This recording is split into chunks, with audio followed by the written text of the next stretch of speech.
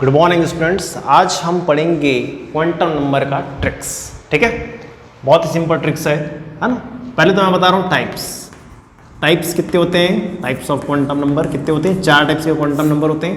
पहला होता है प्रिंसिपल क्वांटम नंबर, जिसको हम लोग डेसिग्नेट करते हैं n से। दूसरा होता है एजुमिंथम क्वांटम नंबर, जिसे सेकेंडरी क्वांटम नंबर भी कहते हैं। एजुमिंथम क्वांटम नंबर जिसको L से डिनोट करते हैं। थर्ड होता है आपका मैग्नेटिक क्वांटम नंबर, है ना, मैग्नेटिक क्वांटम नंबर जिसको हम M से डिनोट करते हैं। फोर्थ आता है आपका स्पिन क्वांटम नंबर, S से डिनोट किया जाता है इसको। ठीक है, देखिए अब ये प्रिंसिपल क्वांटम नंबर का काम क्या है, ये क्या शो करता है। एक्चुअली में क्वांटम नंबर ये बताता है कि एग्जैक्ट लोकेशन इलेक्ट्रॉन का कहाँ पे है। ये एड्रेस, जैसे बोलते हैं ना एड्रेस बताओ, तो ये बताता है इलेक्ट्रॉन का एड्रेस कहाँ पे। ठीक है, n बताता है हमें साइज के बारे में। ठीक है, साइज ऑफ एटम। ठीक है, ये बात करेगा शेल के बारे में, शेल KLMN, इसके बारे में ये बात करेगा।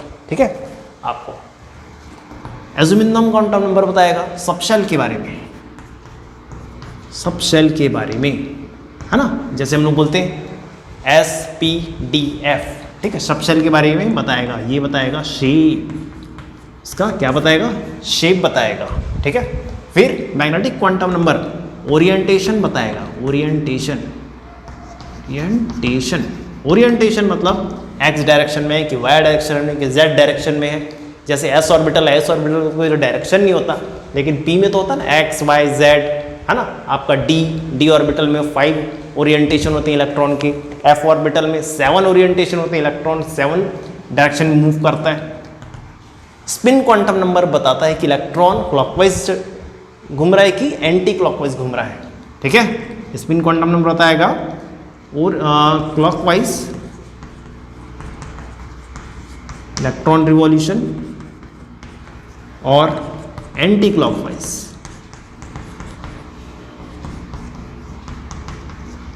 रिवॉल्यूशन। ठीक है, इलेक्ट्रॉन रिवॉल्व कर रहा है कि क्लॉकवाइज कर रहा है कि एंटी क्लॉकवाइज कर रहा है।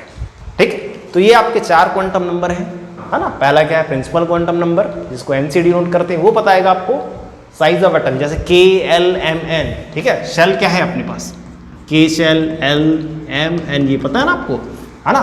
सब शेल क्या होते हैं SPDF। ठीक है, जैसे मान लो की बात है ये कॉलोनी है। ठीक है, एज्यूम करिए।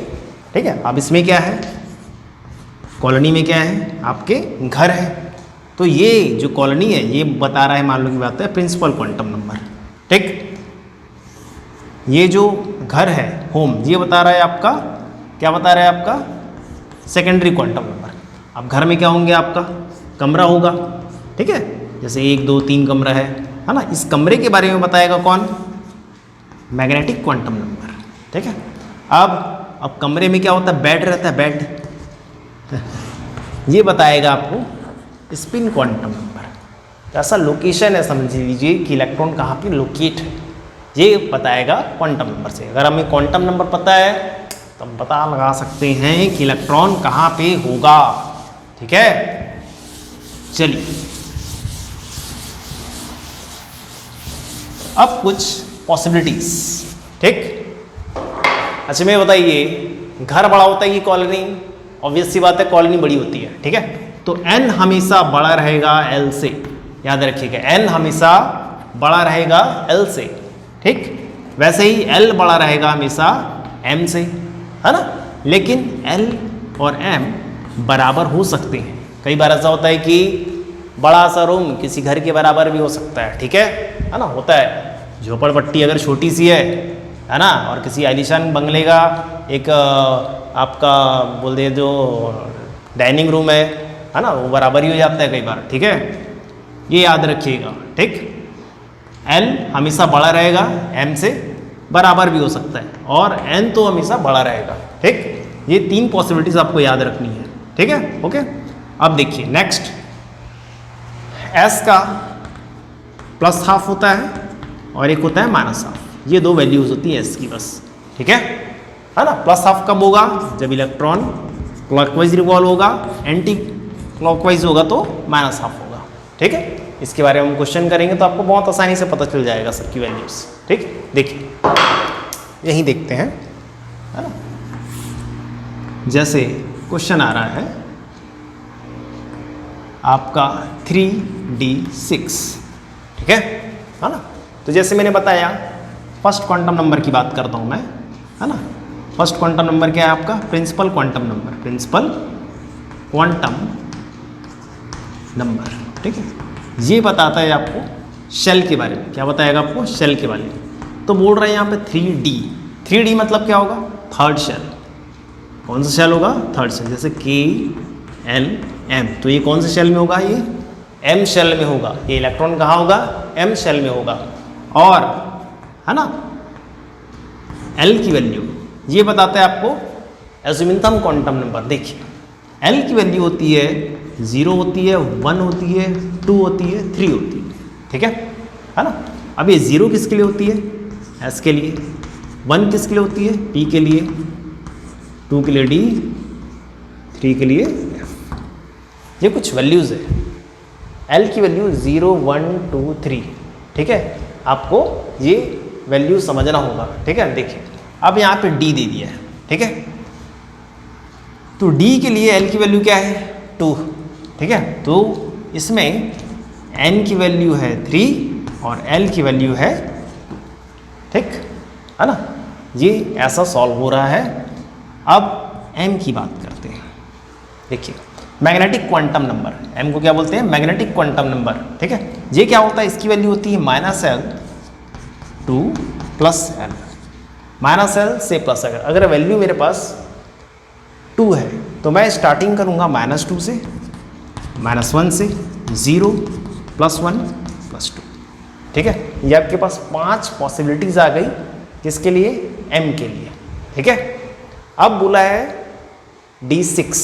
ठीक है, अब M का 5 वैल्यू है लेकिन कोई एक वैल्यू अगर आप आइडेंटिफाई करना तो हम कैसे करेंगे? देखिए 1, 2, 3, 4, 5 डब्बे हो गए। ये -2 इसके लिए है, -1 इसके लिए, 0 इसके लिए है, 1 इसके लिए, 2 लास्ट वाले के लिए। ठीक है, 6 इलेक्ट्रॉन, 1, 2, 3, 4, 5, 6। ठीक है, हंड्स रूल फॉलो किए। 6th इलेक्ट्रॉन कहाँ आ रहा है? यहाँ आ रहा है ना। तो M की वैल्यू होगी -2। M की वैल्यू क्या होगी? -2। ठीक, अब देखते हैं S की वैल्यू। S की वैल्यू के बारे में मैंने क्या बताया? अगर S इलेक्ट्रॉन जैसे एरो ऊपर डिजिग्नेशन हो रहा है और अगर नीचे हो रहा है तो -1, प्लस होगा कब? जब ऊपर रहेगा। यहाँ पे देखिए 6th इलेक्ट्रॉन नीचे आ रहा है तो S की वैल्यू क्या होगी? -12। ठीक है, नीचे आ रहा है, S की वैल्यू -12। समझ में आया? एक बार फिर से बता रहा हूँ मैं, जो सामने जो वैल्यू रहती है उसे हमें शेल कहना है। और इसमें जैसे वैल्यू अगर 3 दी है तो N की वैल्यू क्या आ जाएगी? 3। L की वैल्यू कैसे निकालेंगे हम लोग? एज़्यूमिंथम क्वांटम नंबर 0, 1, 2, 3 ये वैल्यू दिए रहता है। इसका ये वैल्यू है सब शेल का, SPDF का। तो देखिए D दिया है यहाँ पे, D का वैल्यू किससे मैच कर रहा है? 2 से, तो इसलिए L की वैल्यू, ठीक है ना। देखिए कुछ और क्वेश्चन करेंगे तो और अच्छे से समझ में आएगा। मान लो की बात है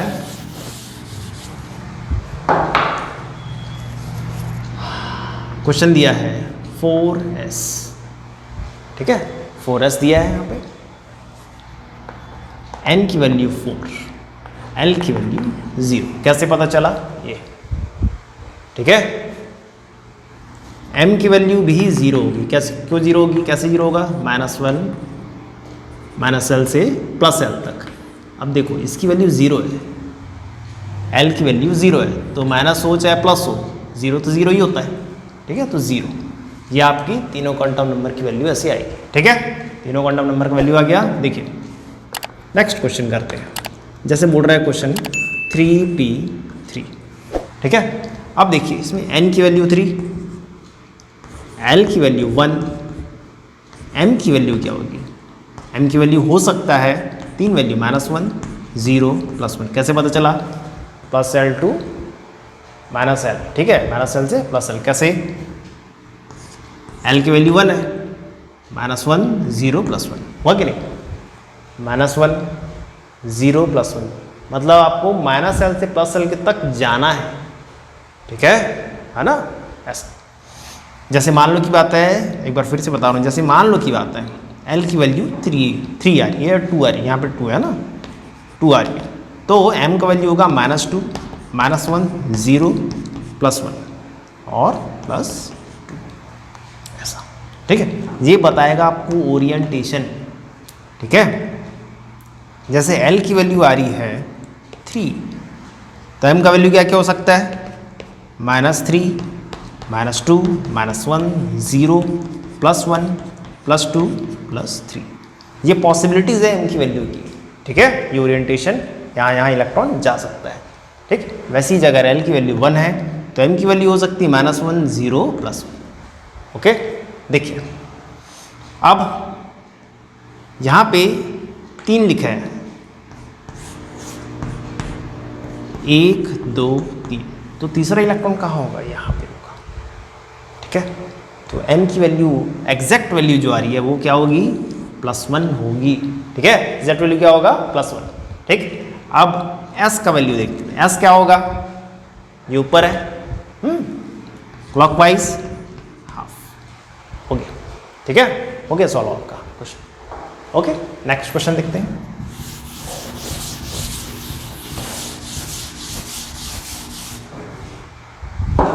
देखिए बोलता है, मान लो क्या होता है 4f3, 4f3 तो 6 करते हैं, चलिए, ठीक है। इस सामने वाला वैल्यू क्या बताता है, n की वैल्यू 6, ये क्या बताता है, l की वैल्यू क्या हो जाएगी, 0s के लिए 1, p के लिए 2, d के लिए 3, f के लिए 3 लिख दे भैया चुपचाप, ठीक है। अब m की वैल्यू क्या हो सकती है, -3 -2 -1 0 +1 +2 +3, क्योंकि l की वैल्यू 3 है तो 7 पॉसिबिलिटीज ओरिएंटेशन दिख रहे हैं, 1 2 3 4 5 6 7, f में 7 डब्बे होते कि नहीं, होते कि नहीं, 7 डब्बे हो गया, 1 2 3 4 5 6 लाइन खींच, 7 डब्बे बना। छठवां इलेक्ट्रॉन कहाँ पे है भैया, यहाँ पे, ठीक है, यहाँ पे आ रहा है, तो m की वैल्यू होगी, m की वैल्यू क्या होगी, +2, ठीक। अब देखो ये इलेक्ट्रॉन ऊपर है ना, तो s की वैल्यू क्या होगी, +, ठीक है, बहुत इजी है, हाँ। देखिए नेक्स्ट क्वेश्चन, मान लो की बात है, देता है इलेक्ट्रॉन आपका 2p5, इसमें n का वैल्यू सामने वाला 2, l की वैल्यू 1 है ना। अब m क्या हो सकता है, -1 0 +1, यहाँ पे लेकिन इलेक्ट्रॉन दे दिया है 5वां इलेक्ट्रॉन, 3 वैल्यू मतलब 3 डब्बे, 1 2 3 4 5 इलेक्ट्रॉन, 5वां इलेक्ट्रॉन कैसा हो रहा है, यहाँ पे आ रहा है, तो m की वैल्यू क्या होगी, 0, ठीक है। देखिए m 0 आ रहा है, l 1 आ रहा है ना, हमेशा छोटा हो सकता है या फिर बराबर हो सकता है, बड़ा कभी नहीं होगा, ठीक है। अब s देखिए नीचे आ रहा है मतलब -, ठीक, बहुत सिंपल सा ट्रिक है, ठीक है। नेक्स्ट क्वेश्चन देखते हैं।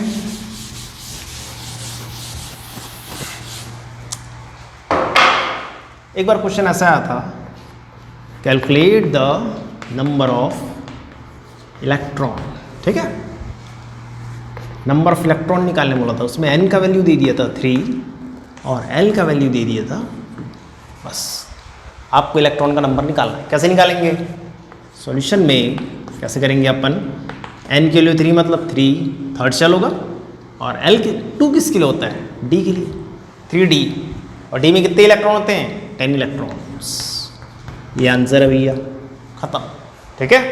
Next, calculate the number of electron, ऐसी दे दिया है, l की वैल्यू 3, s की वैल्यू -½ s की वैल्यू -½ पूछेगा कि इलेक्ट्रॉन कितने हैं भाई, तो l की वैल्यू 3 किस में होगा, l की वैल्यू 3 होता है f के लिए, फॉर f l = 3, ठीक है नहीं। अब L इक्वल टू 3, F में कितने इलेक्ट्रॉन होते हैं? 14 इलेक्ट्रॉन, ठीक है, 14 इलेक्ट्रॉन होते हैं कि नहीं? 4 5 6, ठीक है, 7 डिब्बा। 14 इलेक्ट्रॉन में माइनस हाफ कौन शो कर रहा है? तो प्लस हाफ हो गया, माइनस हाफ 1 2 3 4 5 6 7, आंसर आएगा 7 इलेक्ट्रॉन, ठीक है। माइनस हाफ कितने इलेक्ट्रॉन शो कर रहे हैं? 7 इलेक्ट्रॉन माइनस हाफ शो कर रहे हैं, ठीक है। देखिए नेक्स्ट ऐसे एक और क्वेश्चन, ये भी आता है इस टाइप सा कि आपको इलेक्ट्रॉन निकालना पड़ जाएगा। जैसे n की वैल्यू दे दिया है 3, s की वैल्यू दे दिया है माइनस हाफ, बताइए कितने इलेक्ट्रॉन आ सकते हैं? तो देखिए सॉल्व करते हैं। ये 2n², number of electron in shell, number of electron in shell कई फॉर्मूला है भाई, 2n²। 2 किया, n की वैल्यू 3 दिया है, स्क्वायर किया, क्या आ जाएगा? 9, 9 2 जा 18 इलेक्ट्रॉन। टोटल इलेक्ट्रॉन शेल में कितने आ गए? 18 इलेक्ट्रॉन, ठीक है। लेकिन इसमें s हाफ कितना होगा? तो भाई देखिए आधा क्या होगा? प्लस हाफ, और आधा होगा माइनस हाफ, तो आंसर क्या आएगा? 9, ठीक, आंसर क्या आएगा? 9। बहुत सिंपल सा क्वेश्चन, ठीक है। एक और क्वेश्चन देखते हैं। n की वैल्यू दे दिया है 3, और l का वैल्यू दे दिया है 2, और m का दे दिया है 0, ठीक है। m का वैल्यू दे दिया है 0, तो सॉल्व कैसे करेंगे इसको? नंबर ऑफ इलेक्ट्रॉन पूछेगा, मान लो की बात है ना। तो देखिए 3d, पहले तो क्रैक करिए इसको, 3d, ठीक है। अब 0, 0 कैसे हो सकता है? -2 -1 0 +1 +2, पहले पूरा डब्बा बना लेता हूँ।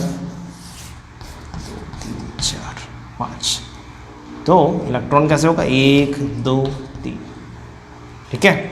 m की वैल्यू 0 आ रही है, मतलब ये होगा यहाँ पे कितना होगा? m की वैल्यू 0 में 1 इलेक्ट्रॉन दिख रहा है यहाँ पे, है ना। तो ये होगा इसका आंसर क्या होगा? 1, ठीक है, आंसर होगा 1, ठीक। नेक्स्ट देखिए, नेक्स्ट क्वेश्चन।